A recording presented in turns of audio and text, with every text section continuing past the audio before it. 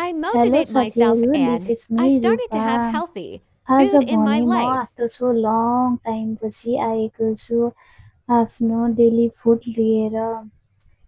हजुरहरूले सायद इमेजिन गर्न पनि सक्नुहुन्न कि यसलाई के भइरहेको छ र यसले किन यस्तो खाना खाइरहेको छ। खासमा भन्नुपर्दा म चाहिँ केही समय अगाडिदेखि थोरै बिमारी थिएँ। बिमारीको कारणले रहेको छ आजभोलि मेरो एकदम हेल्दी फुड।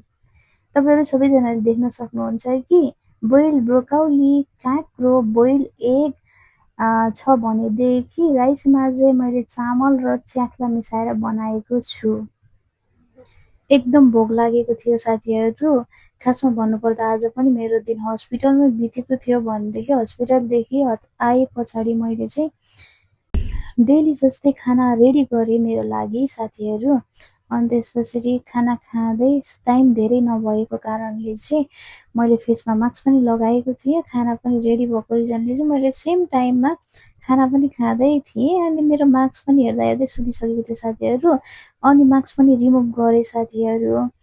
मान्छे हेल्दी रहनु छ भने चाहिँ बाहिरको खाना, ओइली फुड अनि स्पाइसी अनि टोटली जङ्क फुडहरू चाहिँ अभोइड गर्नुपर्ने रहेछ साथीहरू। सो मैले चाहिँ यो लेसन सिकिसकेर नै हजुरहरू सामु सेयर गरेको हो। तपाईहरु पनि यदि हेल्दी रहन चाहनुहुन्छ भनेदेखि चाहिँ यो सबै कुराहरूलाई चाहिँ अभोइड गरेकै राम्रो।